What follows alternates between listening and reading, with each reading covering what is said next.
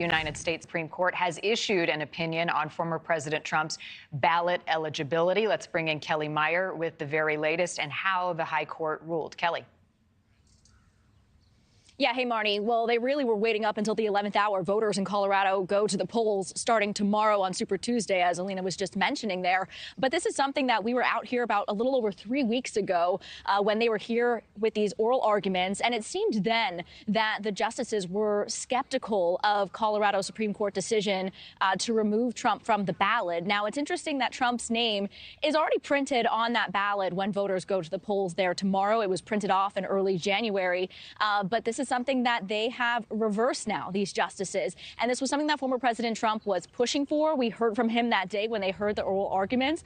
And he was feeling positive that the conservative-leaning court was going to support him in what he believes would have disenfranchised, as he said, millions of voters and could have had a flooding into other states potentially with what this decision held. So here we're seeing the justices reverse this decision in Colorado. This means that Trump will be on the ballot there in Colorado tomorrow. A significant decision here from the Supreme Court today, and something I'm sure that we'll be hearing from former President Trump here any moment now, where he will be celebrating likely this decision here today. All right, Kelly Meyer in Washington. Thank you. Thank you for watching. Go to News Nation now.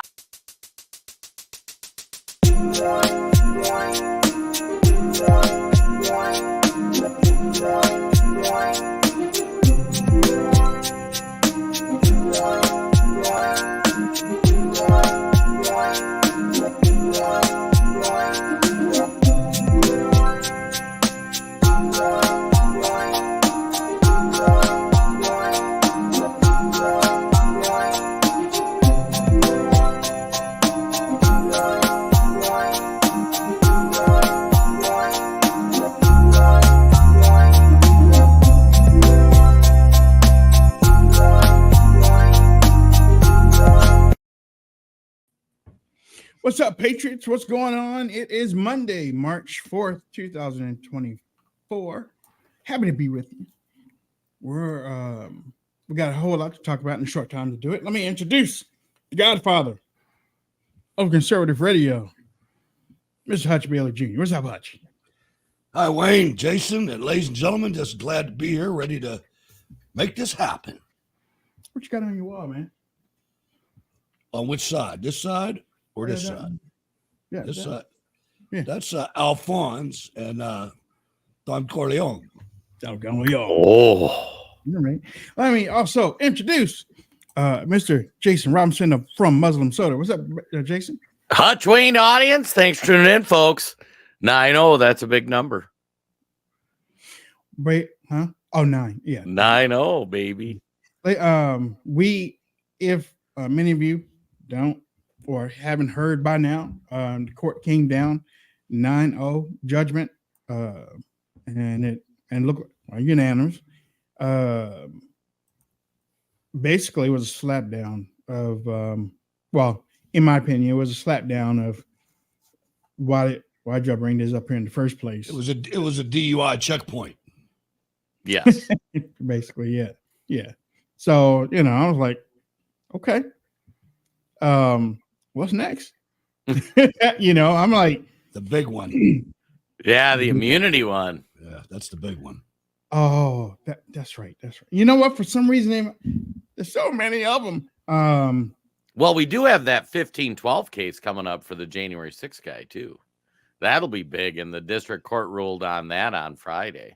Yeah. Are you guys the same as me when you see these decisions and things like that favor us? Do you refuse to be happy because you're scared?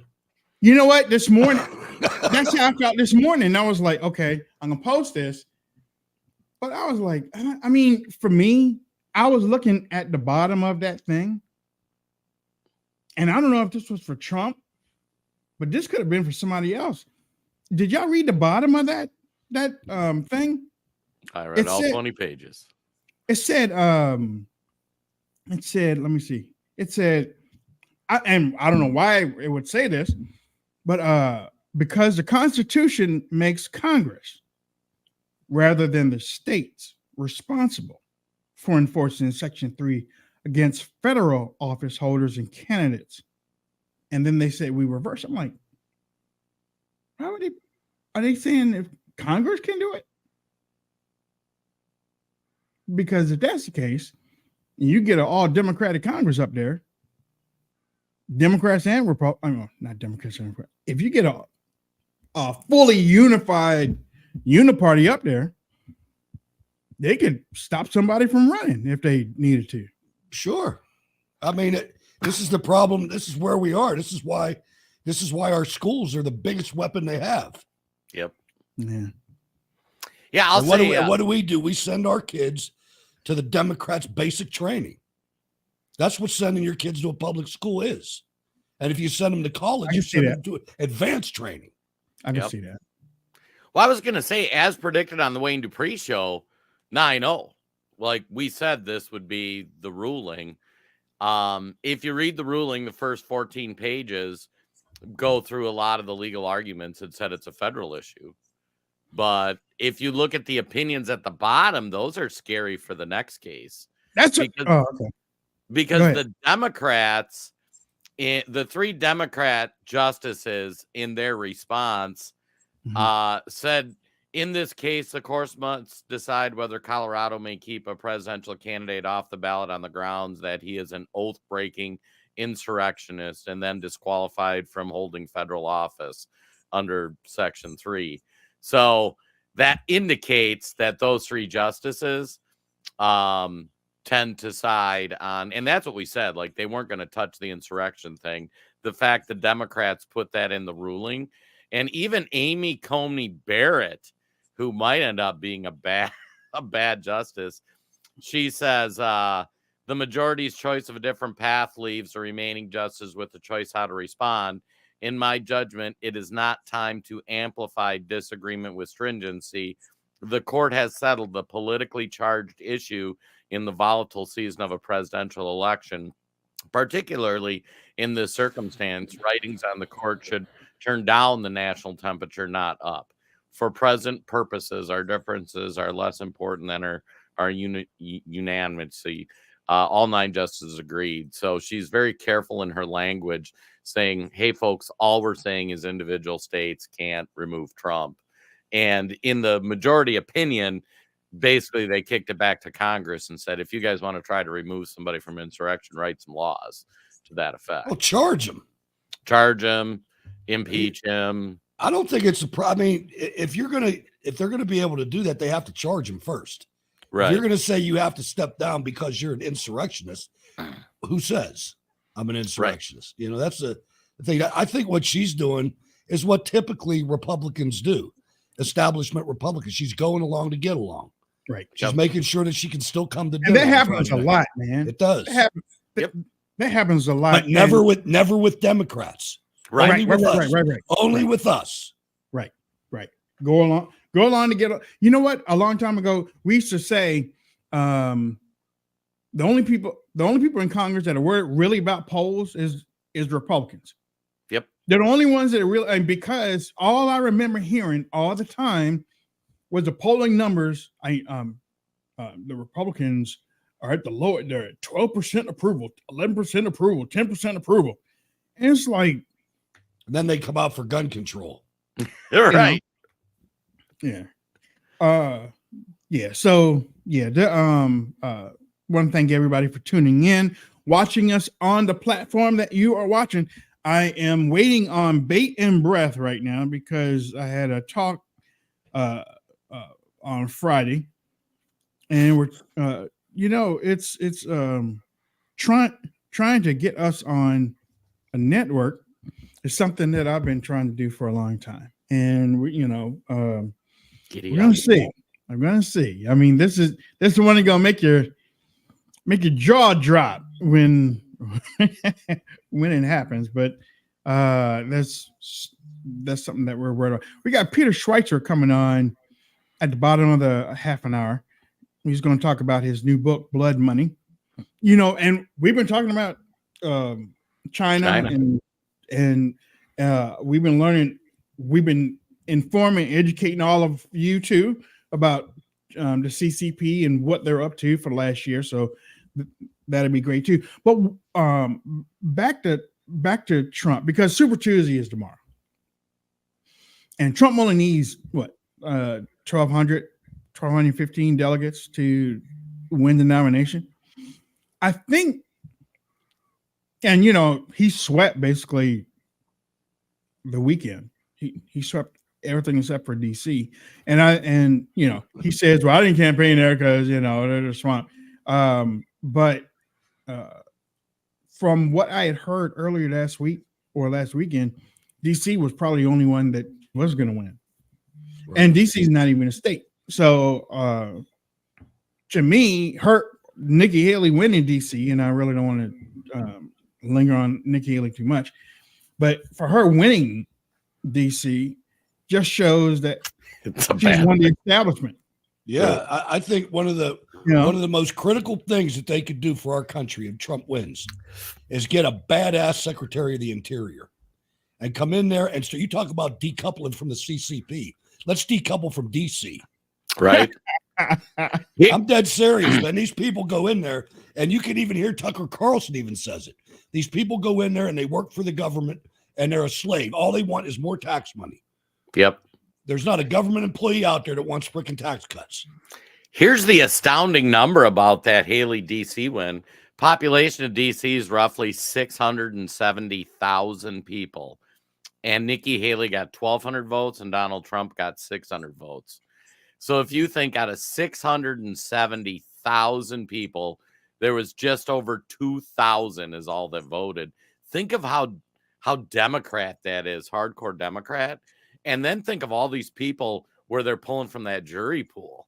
I mean, for Trump hearings, and some of the leftist pundits were even bragging about that this weekend. I mean, DC needs to be just redone. But see, you know what? That's the issue that I have with DeSantis in Florida, because the Democrats didn't go out to vote. Right. You know how he touted that he won so big and stuff, and yep. Like the Democrats didn't vote. I mean, they cashed in like 6 or 7 months before that. I mean, they took out the money. They didn't back the candidate no more, and they didn't promote anything there. And that's what happens, I guess. So, I mean, and plus it's DC. I mean, they got a whole lot of carjackings going on at the same time. Right. DC is one of the biggest ghettos in America, man. It's a scary place if you've ever been there. Yeah, well, furniture out in the street. We were there, and it's worse today than what it used to be. I'm not talking about like the government part. I'm talking about like a mile, 2 miles away. You start getting out right down the street. Yeah, I had a big giant city map. I took my ex-wife there just to go see the place, right, when I was young. And I laid this map out. And I'm like, look, we can avoid all this highway if we go down J Street. It's like 5 miles long. Yeah, that was a hell of a 5 miles. It's like Escape from New York. I mean, it was like something out of a movie, man. It was like a liquor store, pawn shop, guys sitting in the street with the bags over the bottles of beer, drinking and stuff. It's like, man, let's get out of here. It's crazy in driving in DC, because when you're driving past all of the history and everything like that, and the White House and the Capitol, and you drive past all that, and then like Huck says, you get to that light, and then you cross over that light. You're like, did I go the wrong way? Yeah. I'll tell you something. And then the street narrows down like. Yes. I told my wife, don't worry about them lights. If I go, I'm going. Right. Don't worry. But you know where else it was like that way? What's that? Baltimore. Well, I know. Yeah, man, I was in Baltimore. I went to a Baltimore Orioles game with my wife. And I walked past. You had to park in this parking lot that was right next to where the Ravens play. Mm-hmm. Oh, you're talking about the new one. Okay, go ahead. And then I came out to leave, and I'm following the signs for the interstate, and I'm thinking of the wire. I'm going, oh, damn, man, somebody changed the street sign. It didn't seem like I was supposed to be going that way. Well, Old Memorial Stadium, if you would go there, it was in a neighborhood. It was literally in a neighborhood. I mean, you drive. That's the way Forbes Field was like that too. It's like you drive around there, you see houses and stuff, rundown houses, and like, Wrigley Field's like that too. Yeah. Sadly, there's so many inner cities. I lived in Detroit like 20 years ago, and one time we took the wrong exit coming back from Canada. We went to Canada to the casino, and we ended up in Detroit. And we were driving, and the cops pulled us over, and they said, "Whatever you do, don't stop at these stoplights till you get to 12 Mile." Like you three white boys are not in a safe place. Just keep going. And it was just like Hutch said. I was in Warren. I was outside of Detroit at Warren, Michigan, at the Tank and Automotive Command when the M1s came out. And I was there for 3 weeks. And the freaking United States Army told us not to go past 13 Mile. Right. You don't want to go down there. They said that. The instructors all said that. Stay the hell on this side. Between 8 Mile and 13 Mile, it gets a little interesting. South of 8 Mile, go loaded, baby. That's all. I gotta say something too, and I'm glad you brought this up because I forgot to say it on Thursday. Here's the deal. Many people on social media have been talking about how Democrats have taken over these cities, and many times you've heard me say, yeah, okay, but Republicans let them take it over when they moved into the suburbs. Okay, fine, whatever. I was thinking about something last week, and I was, as a matter of fact, I was thinking about a whole lot of things when I was driving down to see my mom and stuff. But let me throw this to you. Everybody can talk about minorities and the poor white people that live in the city, because they do. Everybody can talk about the policies in the city, okay? But where do the rich people work? In the city. They're the problem. They live in the city. They don't live in the city. They work in the city. Yep. Okay. I was thinking about that last week. I was like, wait a minute. We keep hearing about all these downtrodden people that live in the city and they made the city worse and stuff. But you still got the people who work in the city. I mean, and then they go home to the suburbs. Yeah, but they but they work in the city. You know? You want to hear something about that? The freaking firefighters and the police, the most expensive people that work for the city, right, don't have to live in the city, and they don't. Right. Oh, right. Yeah, they would. And the unions got that for them. Right. Really? Yep. Because I know it's like that in New York. They live across the bridge. It's like that in Pittsburgh, too. They live across the bridge. Yeah, and actually, if you talk about policing, how much better would it be if to be a police officer in a city you had to live there? When I grew up, that's the way it was. Right. I knew them all. And that's the deal. If they live in a city and you know the city, people know you, and then they're like, there's two major things. Two major things they did to destroy the city. They let the police and the firefighter. Well, you know what? I'm not even going to go down that union thing. But here's what happened. The cops used to walk in neighborhoods. Yeah. They used to walk a beat with a nightstick. They could do some crazy stuff with that stick, man. But you'd know them because they'd be in the same beat their whole career, you know, and they'd know you. And they'd come into the pizza shop and the guys said, give them whatever they want. You know, they don't have to pay for anything. It was a different time. Now they're in the car. They don't even live in the city, and they freaking hate you. You know, they're driving around, and they're like in an armored car. They don't even get out of it. They have a thing. It's called park and walk. For 1 hour, they got to park their car and walk around, and then get back in the car. And that really dislocated the cops from the neighborhood. Yeah. Yeah. And the crime that's going on up there in Minnesota. You know, we talk about Pennsylvania, we talk about New York, we talk about Baltimore, but this stuff that's going on up there in Minnesota is like third world type stuff. Yeah, bullshit. It's going to get worse too. Oh, I got to say, some of the neighborhoods up here. That was a save. That was a save. I know. Go ahead, Jason. Yeah, Minnesota is just crazy. Minneapolis, there's parts that you just can't even go into. Stores are closing. I mean, food deserts, all the stuff you hear about. And the legislation passes the stupidest laws. Democrats control House, Senate, and governor's office in Minnesota. So right now, the big thing they're taking up is they're requiring all painters to be licensed.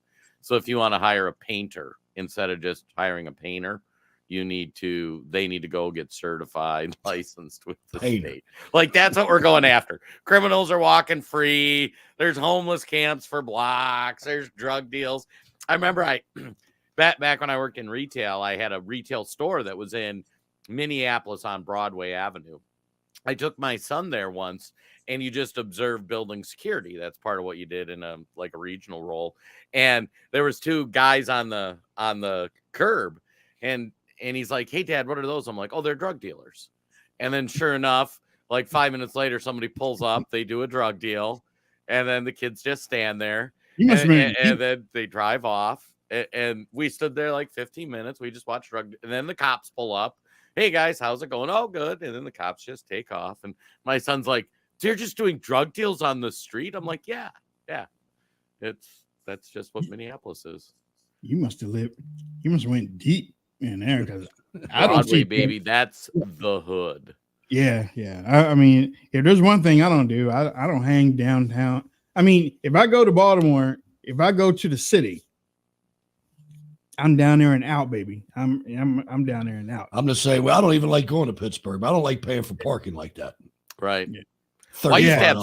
I used to have stores in the inner city, so I'd have like 8 or 9 stores I'd have to go visit, and those are always the pack your bulletproof vest, don't leave anything in your.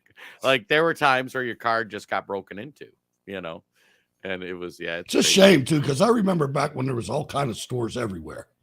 Right. It's such a shame what we've allowed to happen. You look at one of the things that gets me the most is as soon as something gets abandoned or somebody moves out, immediately it gets attacked with graffiti.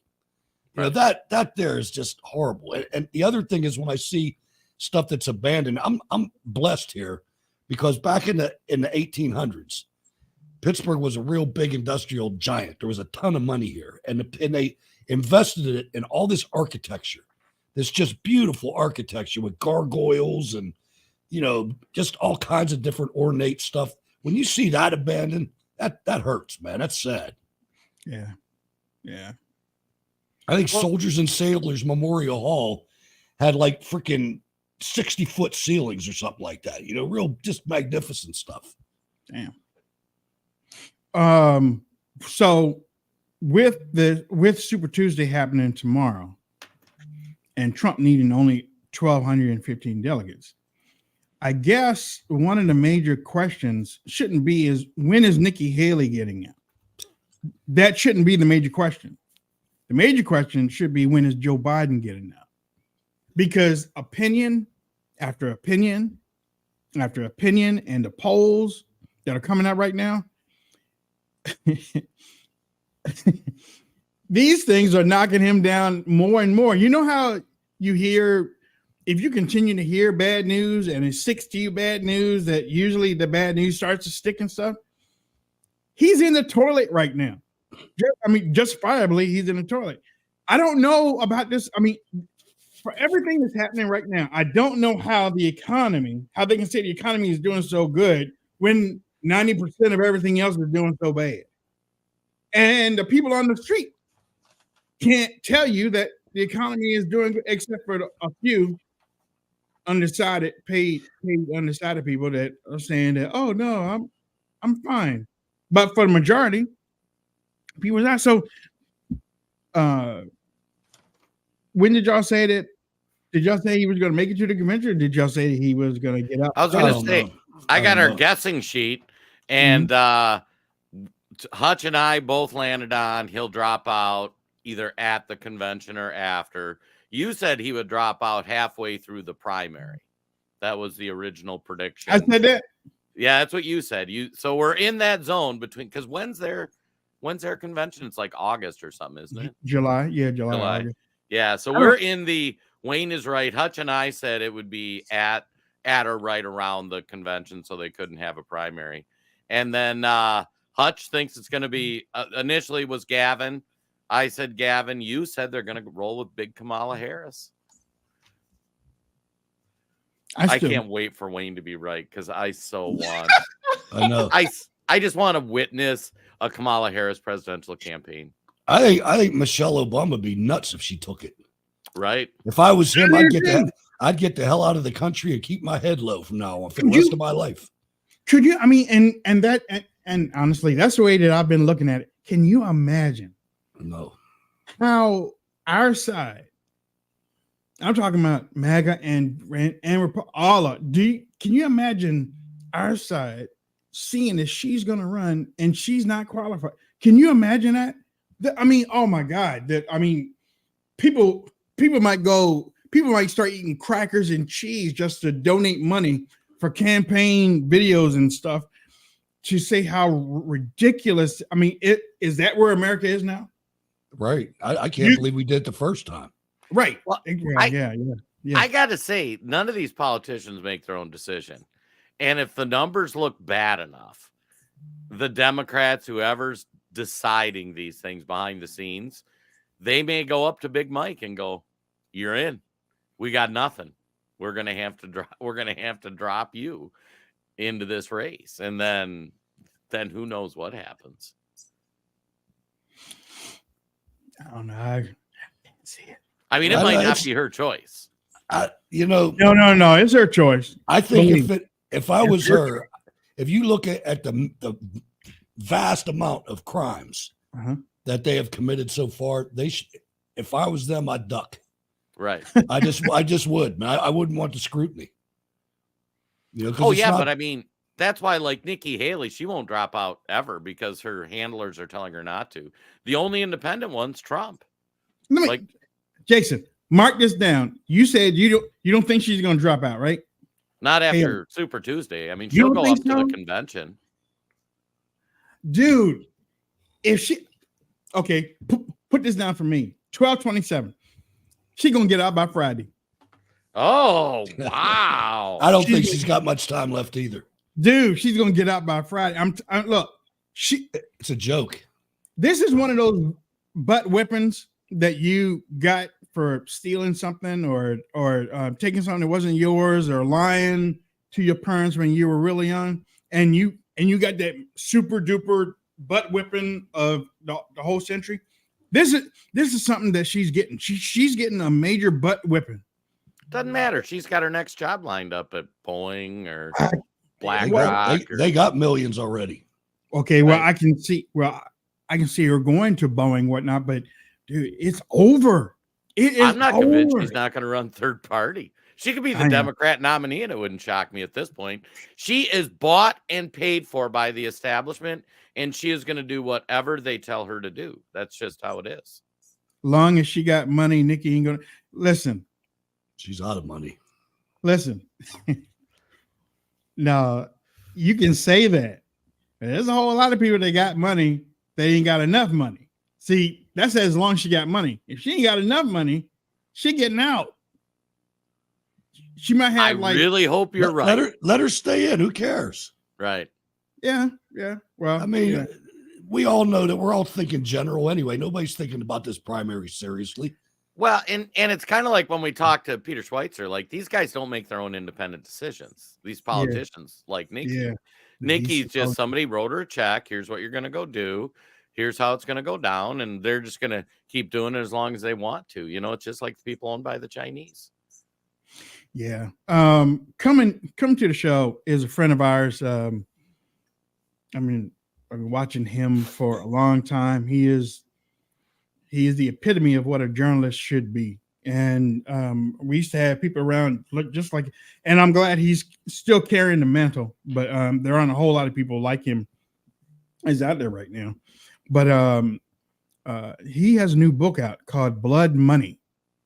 And again, that I'm gonna get it right after this show. Ain't that right, Pete? He's sending copies. Yeah, but the reason why I wanted to have him on is because we've been talking about China, the CCP, because there's a difference. We've been talking about the CCP for a long time, for the last year. As a matter of fact, this month, it'll be a year that we've been exposed to the happenings of the CCP and the difference between China, the Chinese people, and the CCP.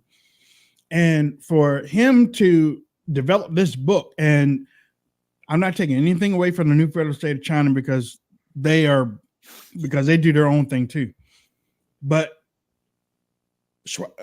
Ms. Schweitzer is like a bulldog when he's on the topic.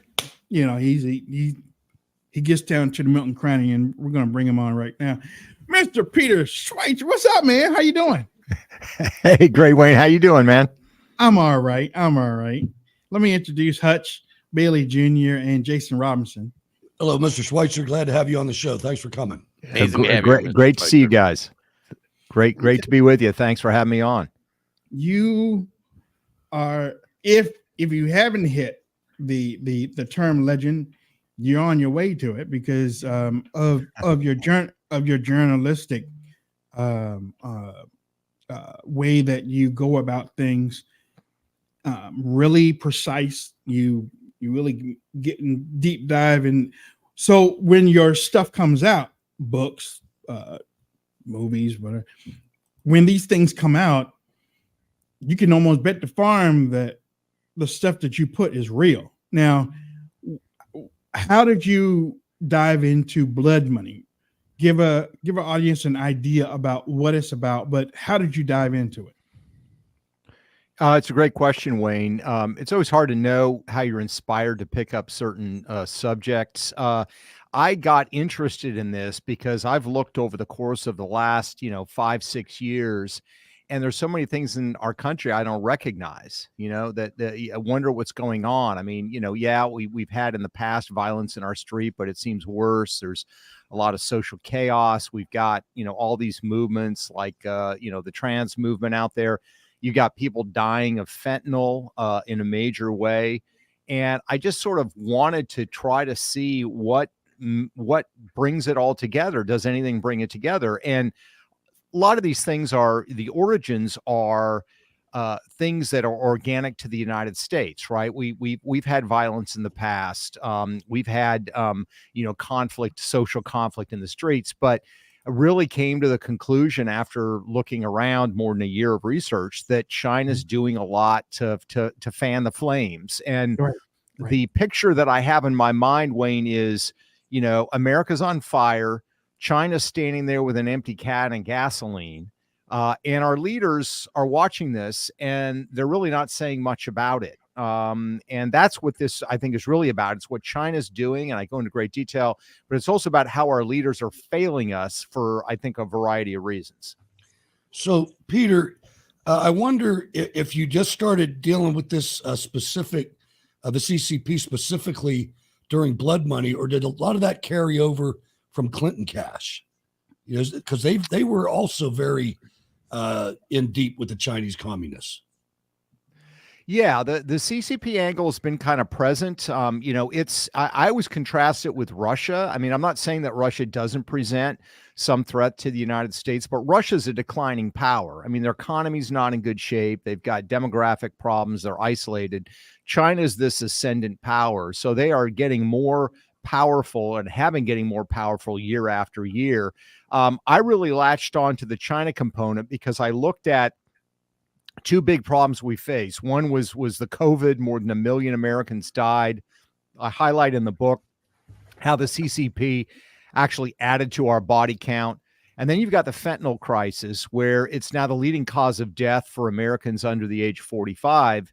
And as I show in the book, people think of it as kind of, this is what the Mexican drug cartels are doing to us. The drug cartels are really the junior partners. This is a Chinese run operation, not just from the precursors, but from the money laundering. The drug cartels all launder their money in Chinese state-owned banks. There's 2,000 Chinese nationals on the border in a border town in Mexico, 2,000 Chinese nationals who are helping the cartels take these precursors and turn them into fentanyl. When I looked at those two things and thought these two events alone are responsible for killing millions of Americans, and they're linked by the CCP, that's what really propelled me forward to look at some of these other issues as well. Peter, it's an honor to have you on the show. And one of the things I really love about your work is how you try to explain to Americans how this is a different type of warfare that we've seen before. Because we think, hey, if we're going to get attacked by Russia, here's a nuke, here's some sort of, kinetic attack. But China's been waging war on us economically because it's cheaper to buy a politician than it is to buy an aircraft carrier. And I think your work does a nice job kind of laying that out. Can you kind of expand on, how deep this goes with our political leaders?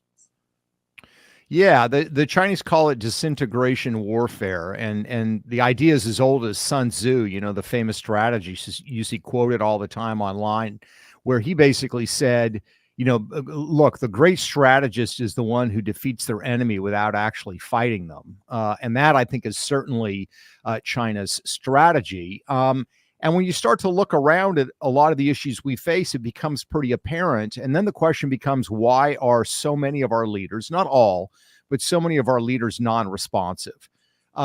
Probably the larger group are politicians that are go along to get along. They don't want to make tough choices. They like the perks of the job. They may not have financial ties to China, but they also don't want a heavy lift, right? They want a simple, easy job.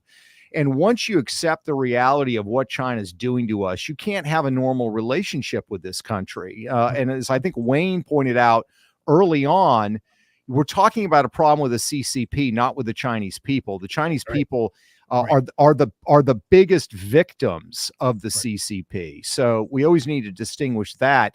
But you can't have a normal relationship with the CCP, given all this is true. So that's the larger group. They're kind of go along to get along. But then you have this smaller group. Joe Biden's in this category. Mitch McConnell's in this category. Gavin Newsom, Adam Schiff, where they have what I would call financial entanglements to various degrees with individuals that are involved with the CCP or involved in things like the fentanyl trade that entangle these individuals and make them less willing to talk about these issues. And I think that's a huge factor. If you just look at Joe Biden himself, we reported early on, highlighted for the first time, the Biden family's money coming from China. What I point out in Blood Money is it's even worse than that. There's a Chinese criminal gang leader named White Wolf. He leads a gang called UBG, which is widely credited with setting up the Sinaloa cartel in Mexico and making them the kings of fentanyl. They are the worst of the groups. Wow. Well, White Wolf had a business partner. That business partner sent the Bidens $5 million. So does Joe Biden really want to talk about Chinese involvement with fentanyl, given all of that? Heck no, he does not want to. So there are reasons that politicians aren't bringing this up. And for people like Joe Biden and Gavin Newsom, it's very specific and personal. It's because they have direct or indirect ties to the very people that are poisoning Americans. When for everything that we've learned, you're coming on here and confirming a whole lot of things that we've been talking about and learning too. But I guess, have you seen the the select committee on the CCP that Congress? What do you think about them? Do you think that's a show type of thing? Do you think anything is going to come from it? That's the first question. And then second question is, the spotlight is on you because of this. What type of brushback have you received because of this? Because right now you are doing some major exposing in your book, and your book have words, and the words carry, a whole lot of weight. So what type of brushback are you getting because of the book? Yeah, two great questions, Wayne. First of all, with the China Select Committee, I met with Congressman Gallagher, who's the chairman of that committee, a couple of weeks ago before the book came out. I like him. I think his heart's in the right place. The problem is that committee, I think, is designed specifically to be a bipartisan committee. And of course, yeah, bipartisanship is great, except if it leads you to kind of water down the points of emphasis that you are making. And let's remember that this committee was passed by a vote of Congress to be organized. There were a lot of people on the left of the Democratic Party. There were more than 50 of them, Democrats, who voted against this committee even being formed. They don't consider China to even be a threat worthy of a committee looking at. So the Democrats have that constituency they have to contend with. I think the committee has done good work, but I do think that generally speaking in Washington, they're a couple of steps behind. They're very much focused on, one of you mentioned earlier, the cost of an aircraft carrier. They're very focused on the military balance. They're very focused on Taiwan. Those are important issues. But what I point out in the book is the war is already here. The war is already started. There are, there's a large human toll that is already being paid based on what China's doing. They are literally shipping tools into the United States that convert handguns into machine guns, and they're giving them to criminal gangs and drug dealers in the United States. So, yeah, fine, let's talk about aircraft carriers, but focus on this. So I think they're a step behind. To your question about brushback, yeah, we get lots of brushback. We take a lot of security precautions. I'm fortunate. I've got great researchers. We're not in the heart of the beast in Washington, D.C. We actually have a facility in Florida where we work. We jokingly call it the compound. We've got a big 20-foot fence around it. We've got a lot of concealed carry permit owners here in the office. So, we take precautions and do the best we can, as I'm sure you guys do the same.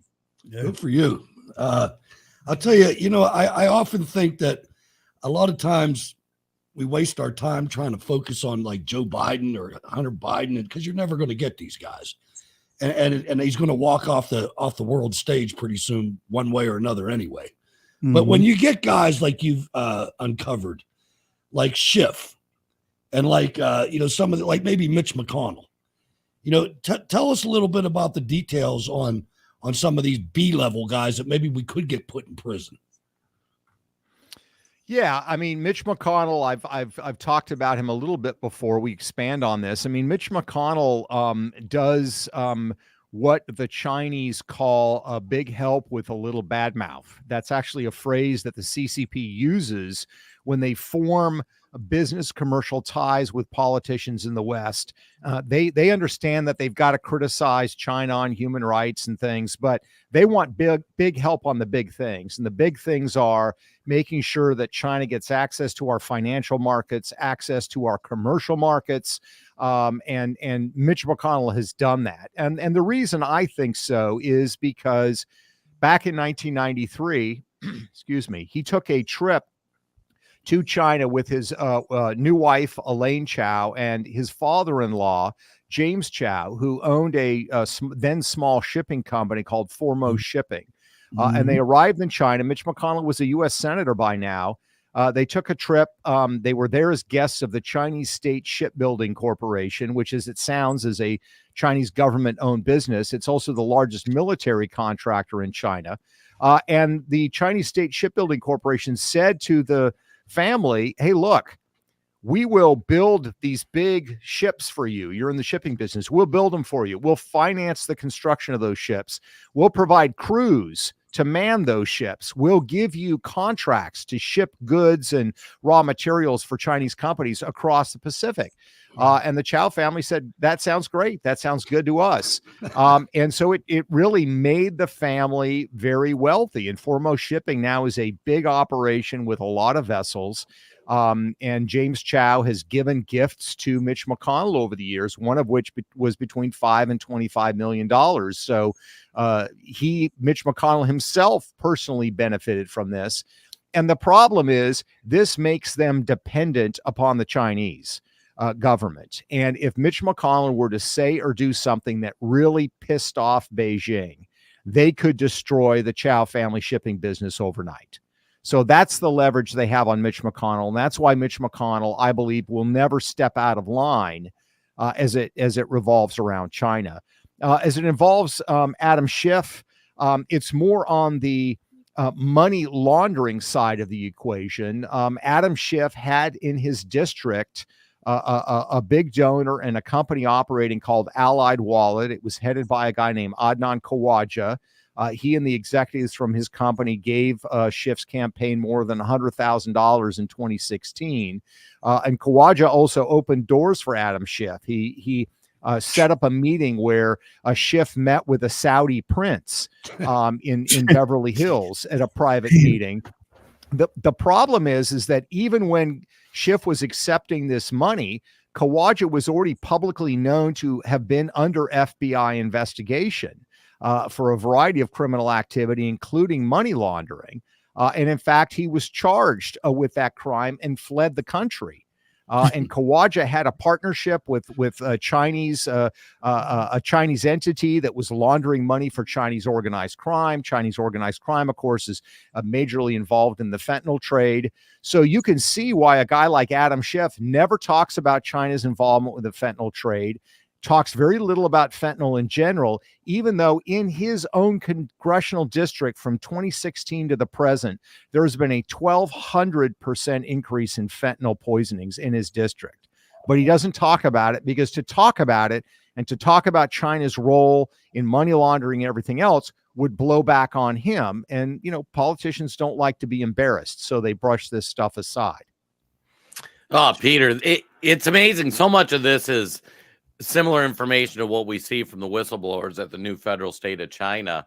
But one thing I wanted to ask you about, we're seeing tens of thousands of military age males from China crossing the southern border. And the media rarely touches it. And for us, though, we're putting 2 and 2 together going, this is a threat level 10. And in your opinion, how concerned do Americans need to be about that? And where do you see that going? Well, it should be hugely concerned. I mean, I point out in Blood Money, there was an incident in 2020 where there were Chinese military officials that started working out of the Houston consulate, and they were specifically there to help fan the flames of all the social protests going on, the BLM and Antifa protests. So they've used personnel for disruption before. That's known.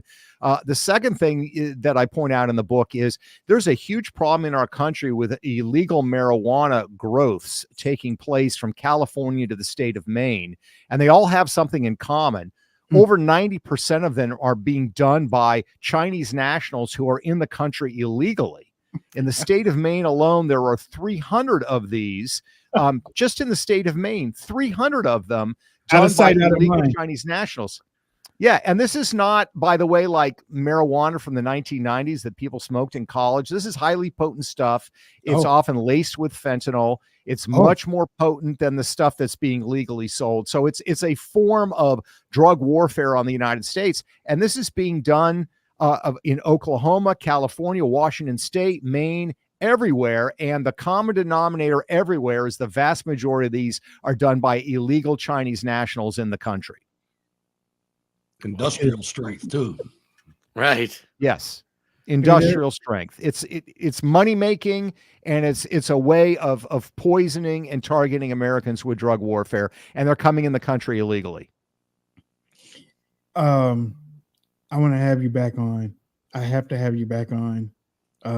But before I do let you go, there's an old saying of, you've heard the old sayings about destroying a country or empire from within or whatnot.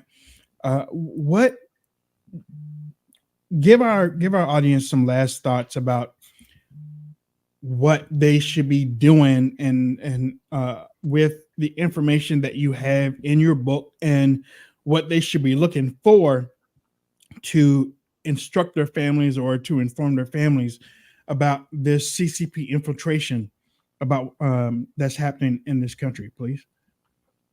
Yeah, I'd say, first of all, you need to alert everybody you know about the threat and how it exists. In my book, everything's footnoted. I don't use anonymous sources. There's increasing reporting. The mainstream media starts to catch up. I find this whenever I write something, then reports start to follow. So you're going to see more reporting on this, but you've got it. A lot of it is looking at what's going on in the world in the right way based on the facts. And we have to stop looking at the threat from the CCP the way that we look at as the threat from a conventional military power. That's not how they operate. It's very, very different. It's not a question of we may have a war with China. They are already at war with us. And I would say the second thing is talk to your elected officials, not just members of Congress and the Senate. Talk about local leaders. There's stuff being done at the state level in Florida and Texas, other states, where they're making real reforms about issues related to land ownership, Chinese military entities buying land in states. There are things that can be done at the state level as well, but it's awareness. You have to start with Paul Revere, Paul Revere has to tell you that the British are coming or the CCP is coming, the CCP is here, and then you need to rally the locals. And rallying the locals means alerting people, because I still do believe there are enough Americans that love their country, care about their country. They just are poorly informed by most of the media, and we need to make sure that they know the truth. And how can people find your book? You can find the book everywhere. We've been number one on all of Amazon for most of this week. You can find it at, Costco, Barnes and Noble, Walmart, Target. We're getting wide circulation, which we're very thankful for. So pick up a copy, and would love to hear your comments. You can go to my website, peterschweitzer.com, and I'd love to hear your thoughts on the book and what you think is most important and what needs to be expanded upon. Well, you know what? With all my heart, thank you. Thank you for joining us. Yep, thank you. I want to have you back on real soon so we can get more back into this, because this has been something that we've been targeting for the last year. And you have a lot more information that needs to be heard. And I hope that we can be a conduit to that. So thank you so much for you joining the show. Thank you, Wayne. It's been a real pleasure, sir, and appreciate your voice being out there. My man. We're going to take a break. When we come back, more from Hutch, J-Rob, and Wayne. We'll be right back.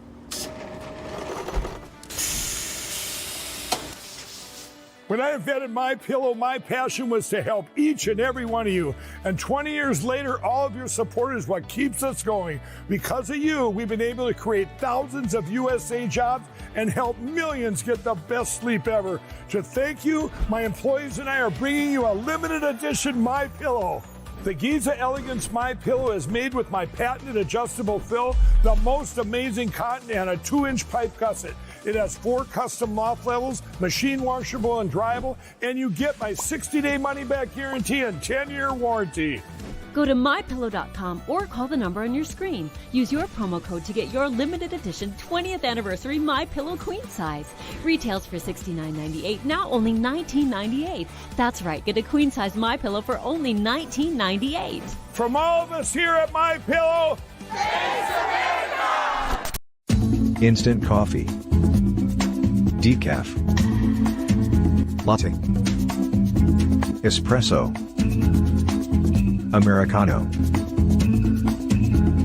Coffee is the second most popular beverage in the world.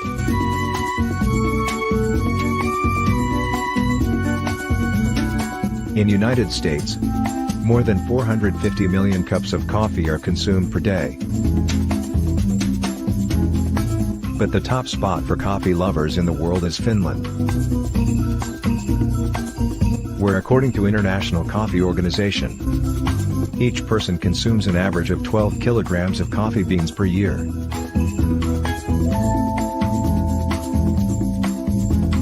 But where did our love for this coffee come from? Coffee grown worldwide can trace its heritage back centuries to the ancient coffee forests on the Ethiopian plateau. Today, coffee continues to reign supreme. In fact, coffee is of such importance in human lives.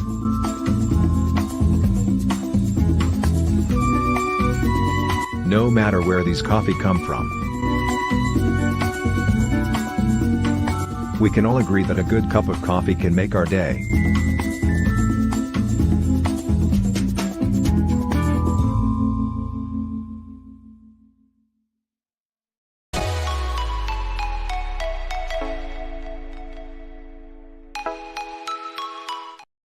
All right, welcome back to the show. Wayne Dupree, Hutch Bailey Jr., and J-Rob.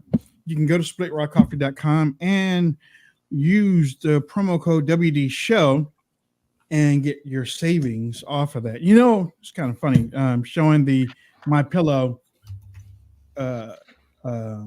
commercial to put you to sleep, but then come right behind you and then play the coffee to wake you up. Wake you up.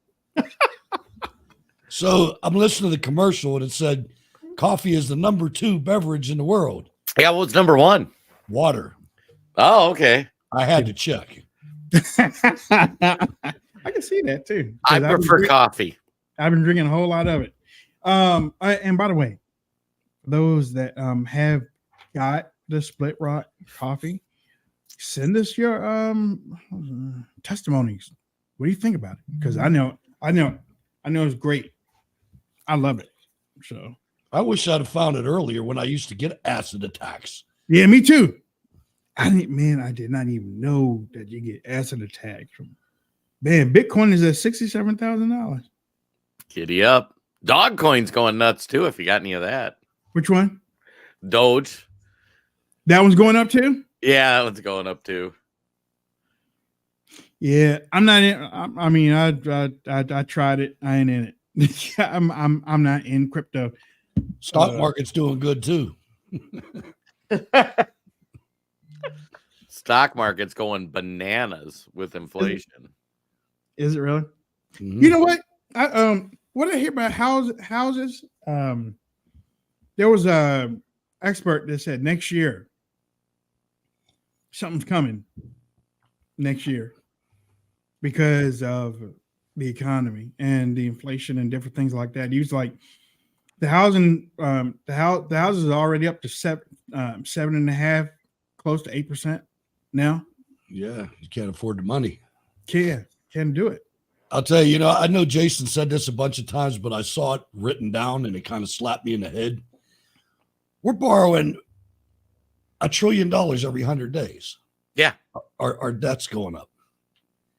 That's we're going to die. Yeah. I mean, there's not that much money in the world. I know it's not. It's something and think about it. Think of what do they keep saying? The Great Reset. Yeah. That's what's going to have to happen. Yeah. But here's the thing. You said both of y'all said $1 trillion and stuff like that. And you look at it, you're like, and we're giving money to a lost cause at a record clip. Not just a lost cause in Ukraine, a lost cause in our own country. Right. The money that we spend in this country on people is ridiculous. It's like the least you do, the more you get. Yep. Anybody, it's totally backwards. It's sick. And there's no incentive. I mean, we all want to help people out that are in a rough spot. Right. You know, let's give you some tools. Let's give you some life skills. Let's give you some support to get on. And don't get mad with us when we give you that with maybe $20 or $30, but here's some tools. Fix yourself. Right. Come on, man. And I'll tell you, I went to the mall this weekend with my wife. I can't believe she still goes anywhere with me. Because I go out there and I get disgusted, man. I mean, when I'm in a mall in the South Hills of Pittsburgh and some dude is sitting there speaking Arabic on the phone. Yeah. Like walking in and out of things, speaking freaking Arabic. I've never seen that in my life in Pittsburgh. You know what I mean? I've never, and you can tell that they don't give a rat's butt about us because they'd be speaking English if they did. Right. Yeah, you're right. My favorite is when you pull up to the mall and then there's the homeless people saying like, oh, anything you can do, God bless. And then you go in and every store has a help wanted sign. And it's like, buddy, instead of standing out here, you could just. Yeah, I don't have any sympathy. I don't have any sympathy for those people, man. Right. They're dead to me. Yeah. There's work. There's work everywhere. And if there's not work, make your own work. Go out there and start washing somebody's windows. Right. Go cut somebody's grass. I don't want to hear it. Yeah. Well, and that's what, Hutch did a great job of explaining the financial stuff when he talks about, a gold bar 100 years ago was worth this, but you could still only buy 10 loaves of bread. Now today it's worth 100 times more, but you can still only buy 10 loaves of bread. That's the stock market, folks. The stock market hasn't really gone up because they've created more value. The stock market's gone up because they have created more money. So your money's worth less. And that is somewhat crypto. And that's where crypto is a nice hedge is in gold or any of those, hard assets. I mean, if you have cash in the bank, you lost 20% on it since Joe Biden became president. Let me ask you a question about this immunity thing. Let's jump on this for a second because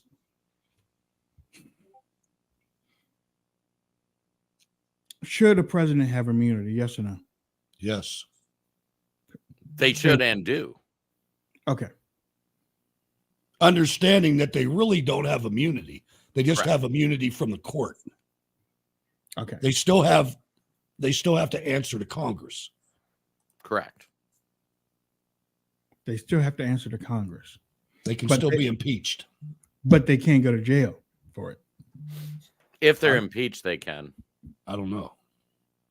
I mean, that's what the Supreme Court's going to decide. And this is one of those arguments that you shouldn't have. And if you read the Supreme Court's ruling today, it was like, why are you morons trying this? You shouldn't even be trying it. And to quote Sun Tzu, the way Peter Schweitzer did, an evil old man will burn his own country down just to make sure he rules over the ashes. Right. That's where we're at right now. Right. And this immunity case, that's why Trump didn't lock up Hillary, in my opinion, And because Trump has alluded to that. Somebody said you can't go after your former political opponents. That just opens Pandora's box. But then they came after Trump. So now people don't understand how earth-shattering this is. We got a dilemma. We have a dilemma on our hands. We got to win, and then we got to reset it back up the way it was before. The reason why I asked you both that is because with immunity, with presidents having that immunity clause, I'm not saying it's wrong, but then you have to bring in Clinton and Bush. They got and Obama in there. They all got immunity. Right. So, of all the stuff that we've seen or heard Barack Obama doing, and meaning Barack Obama should be where Donald Trump is, right? Or should have been if we would have had some Republican AGs respond. But since we didn't, if he didn't have immunity, he probably would have been caught in jail or going through this legal process too, if we had Republicans with spines. You see what I'm saying? I think, and I think that we've crippled ourselves because so many people in America don't pay attention to elections. I know. Right. We've crippled ourselves with this freaking disgusting Congress we have. Yeah. They're never going to, you couldn't get a bipartisan thing to come out of there. Not no more. A real bipartisan thing where the right got a little piece of something. Not no more. Well, and we this shoot whole ourselves every immunity time. Every president in my lifetime could have been charged with crimes when they got out of office, but everybody understood once you open Pandora's box with that, good luck, And that's what they're doing right now. They're burning the country down. Right. This is where we are. It's going to be hard to get back to a status quo or even forget the status quo. It's going to be hard to get back to something that's legally justified. Right. From where we are right now. So many things. Supreme Courts of states saying that this guy can't be on the ballot because he's an insurrectionist, but he's not. Right. And think of that. Think of a state Supreme Court. Think of how much education and how much experience they had to get to that level. And they don't understand something just as basic as that. And the part that's really bad is they do understand it. Right. They understand it. They're committing crimes. They're burning it down so they can control the ashes. Yep. It's despicable. Yeah, I was like, okay, I know why President Trump wants immunity and why he should have it. But then should we still be complaining about past presidents and what they did? If we'd have had a media in Congress, we could have done it the right way with them. Right. Right. But the country wanted that. Right. And I don't know how many times that I've said right now, Pandora's box is open in the United States. It has been open for the last couple of decades. Since Obama. Exactly. Yep. The last couple of decades, the Pandora's box has been open. And who brought it in, who brought Pandora's box into the thing? Probably Herbert Walker and Bill Clinton. But who busted it wide open was Barack Obama and actually George W. Bush, because some of the things that George W. Bush did while he was in office we look back and like, how in the heck did you just he's no better preemptively attack another country? Nobody ever did that before. Right. And, you know, I was going to say, let's paint this picture, though, for the audience. So today, March 4th, Supreme Court comes down. Now I know you can't kick Trump off the ballot. And then in April, in a couple of weeks, they're hearing the case about the January 6th, the use of Law 1512, Sarbanes-Oxley. The district court came out and just said, you guys way overused this, trying to tone down the Supreme Court. The Supreme Court could rule the use of that law against all the January 6ers was inappropriate, which would immediately, overnight, free all the January 6ers, because all the trespassing and those charges aren't what they're in jail for.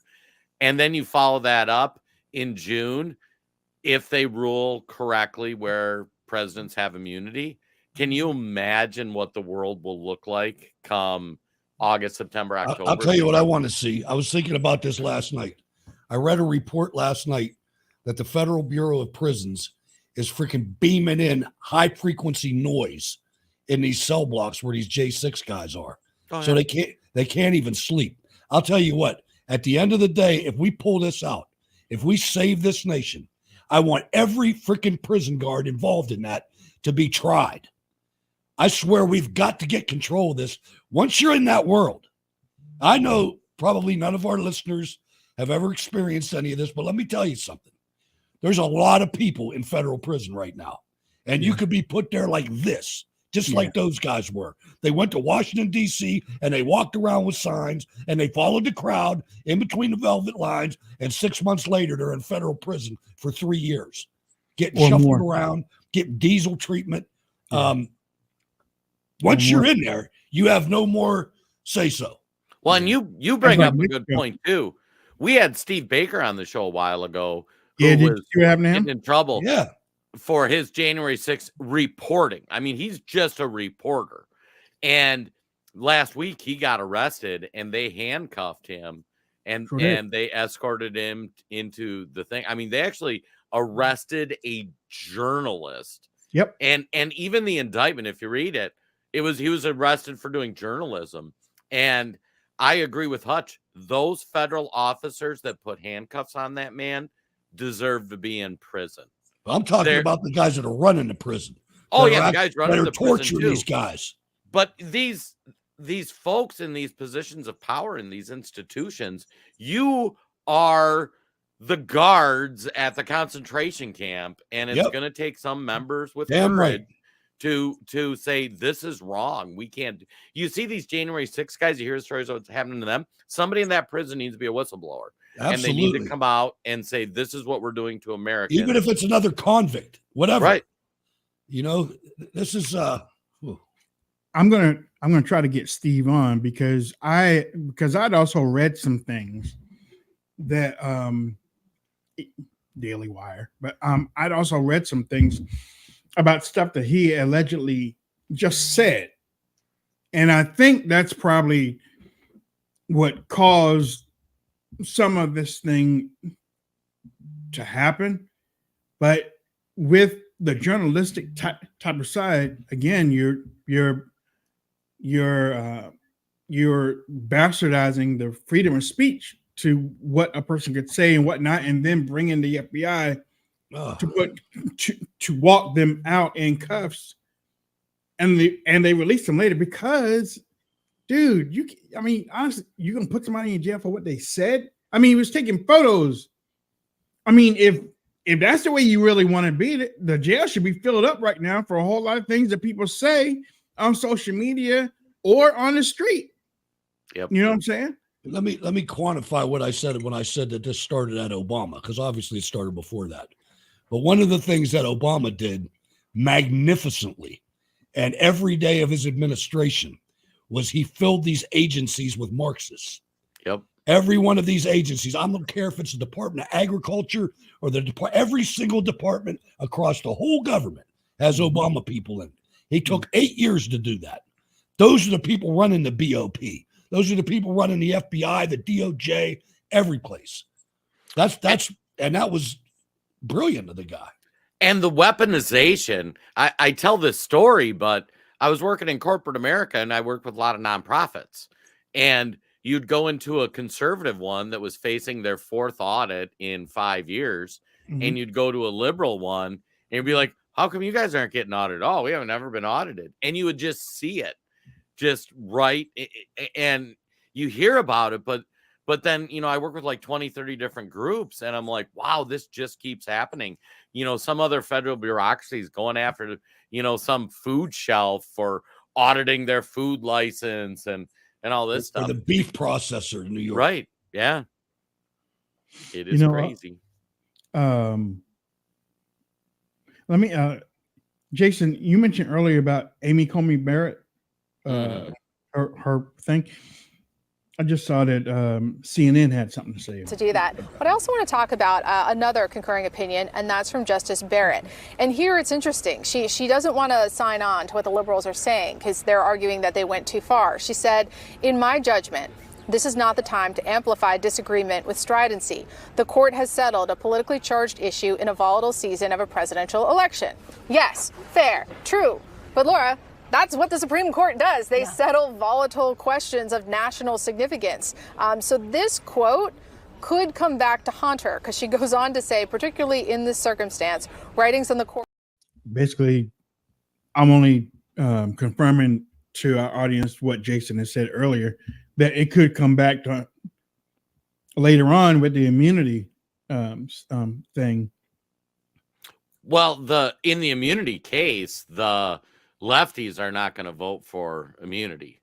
So it's going to come down to Coney Barrett, and it's going to come down to, Roberts.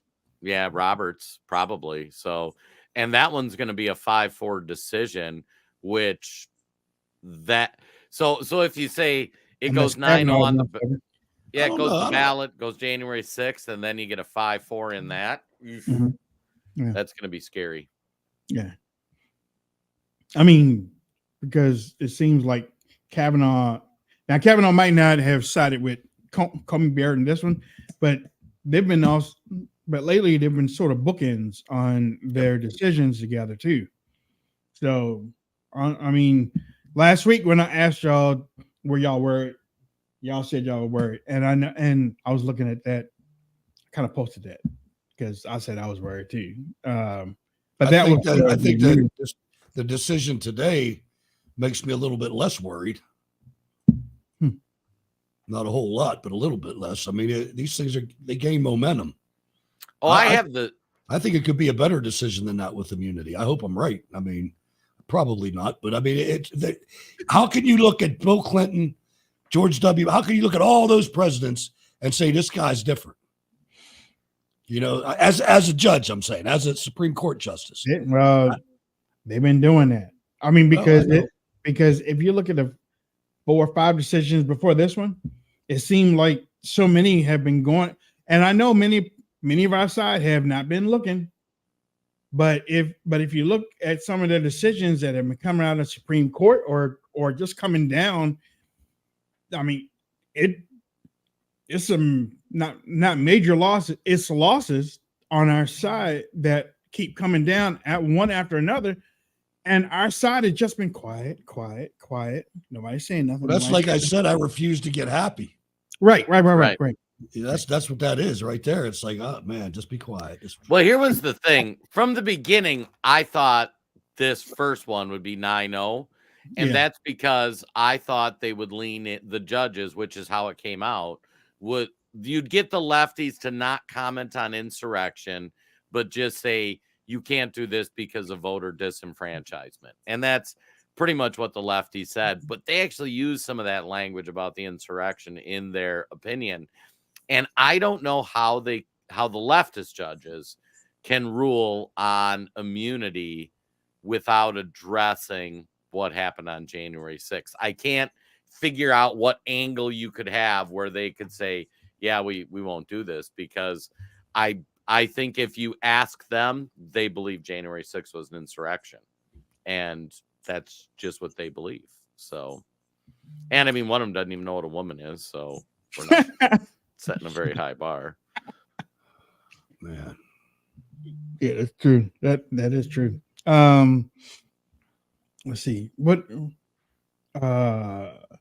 something came down over the weekend. I don't know whether y'all have heard it or not, but the Roe versus Wade thing, the IVF and the abortion thing we briefly talked about last Thursday. Abortion rates across America is remaining steady based on a new report that just came out, and that's despite the reversal of the Roe v. Wade Supreme Court thing. And I think that's it says one of the reasons why is because it's we count. The thing is called we count report. And it says that between 81,000 and 88,000 abortions took place between July and September of last year. The most recent period for which survey results are available.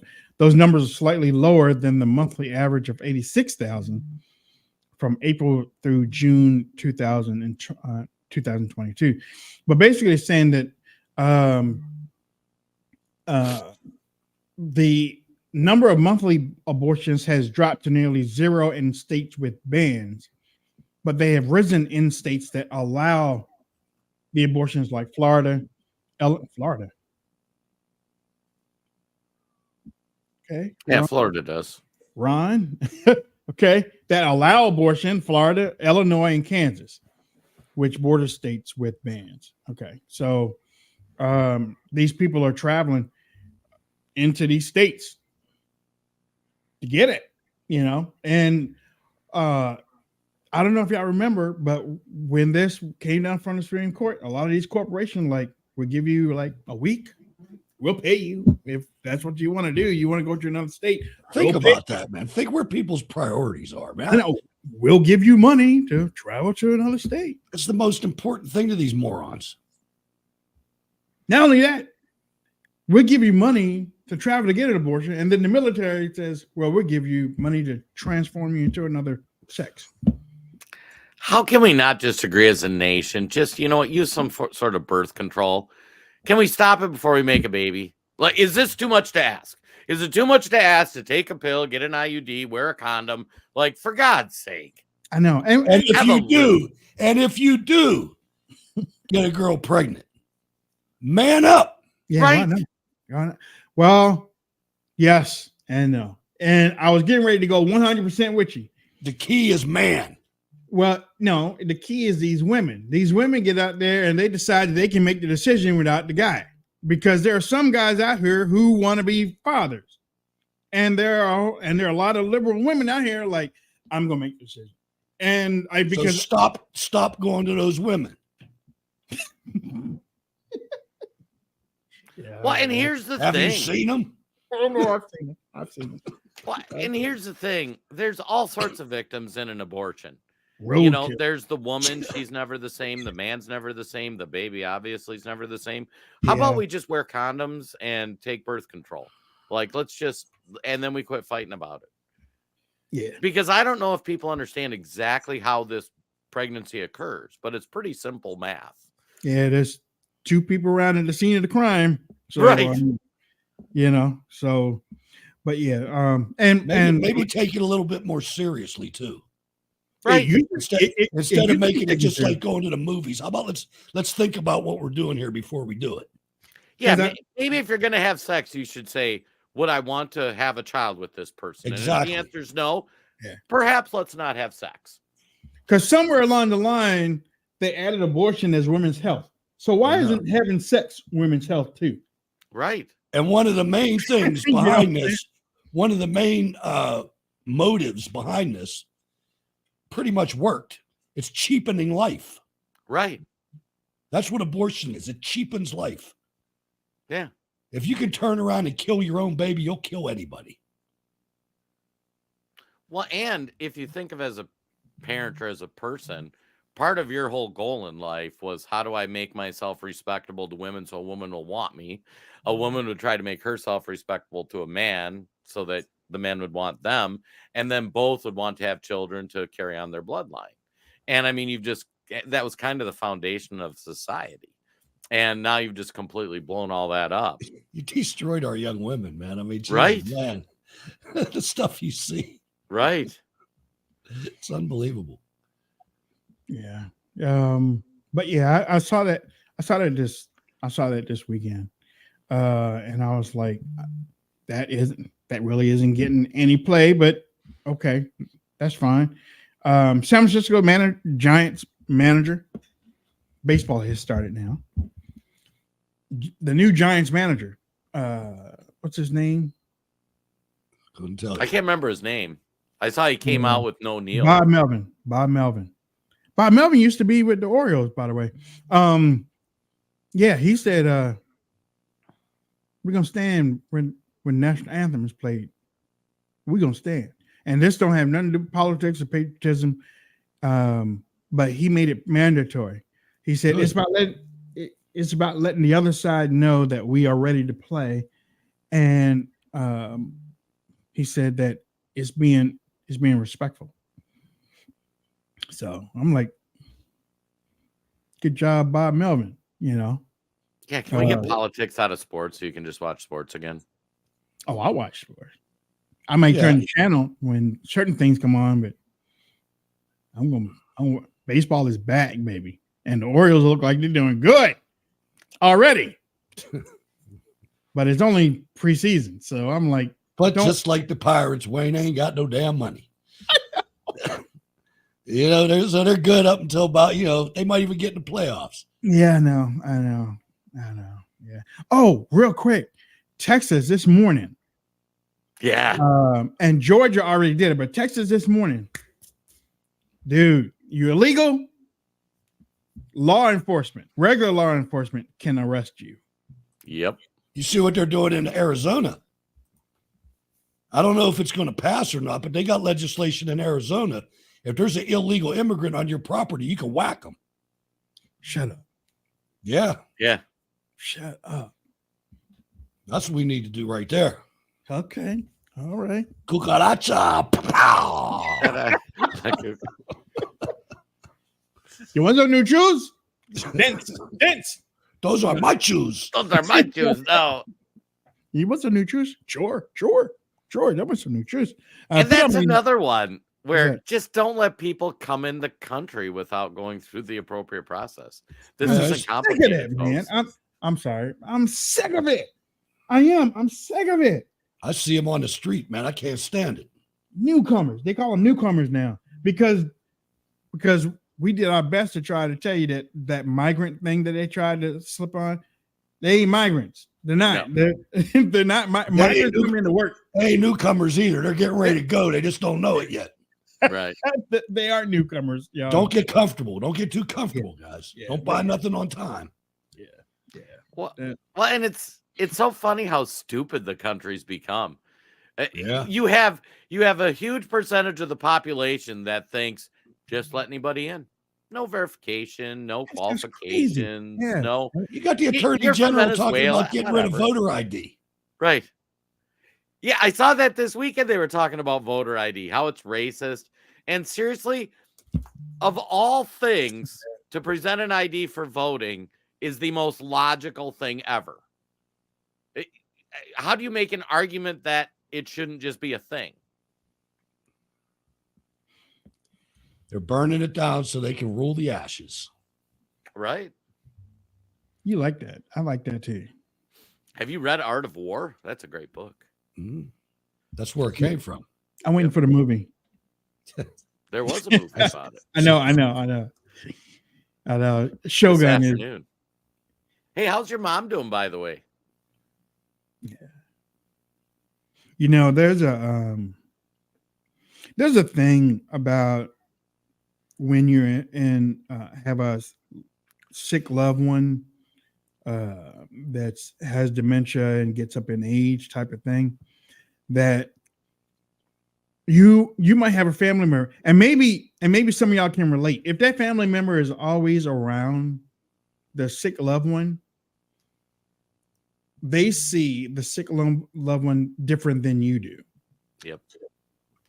So when I see Mama, to answer your question, she's living, and to me, it didn't look like she was getting better. To me, to my sister, she's fine, but to me, because I'm kind of not down there all the time to watch it, I'm like, wow.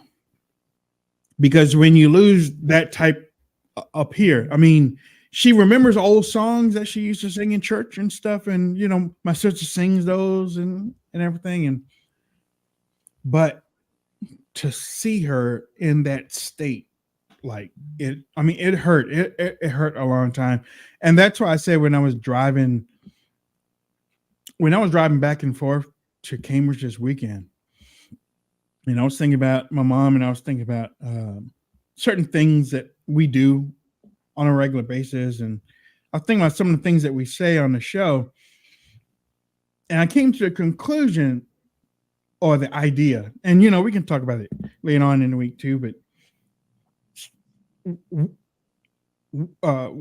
we've talked about how politicians move the needle, move the goalposts on a whole lot of things, and they trick the American people and they move things. And I was like, maybe it's us that move the goalposts. Maybe it's us that move the goalposts on these politicians.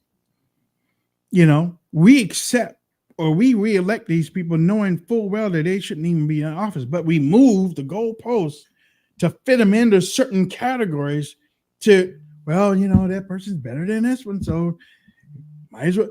And that goes against convictions that are true to what we normally believe, and I think about that. I was, I'm driving and I even turned off the music, and I'm really thinking, I'm like, maybe it's not new, but the reason why we're in this situation is because of us. I don't think we did enough due diligence. You saw a guy come out, the head of the GOP in New York State is a progressive Democrat plant. Yep. I mean, he consistently put up poor candidates that would lose on purpose. Yeah. We've got to tighten our ship up. Yeah. Yeah. We've created this entire political infrastructure that was never designed to exist in the federal bureaucracy, and then it just gets fed by the minor leagues. People go into state and local and office, and eventually that's where your candidates come from for the federal government, and it's just such a huge money-making endeavor. It was never designed to be that, and we don't have the ability to fight right. I just talk about that New York GOP guy. Think George Santos. Right. But with everything you just said, then you add on, and now we've gotten to the point. Yes, I know we're talking about Pandora's box, but what comes with Pandora's box? We're doing things that we had never that were never done before. There's no precedent set for these things, so you can't say this should happen or that should happen. You're going along with an unforeseen resolution to it, and then you're trying to justify that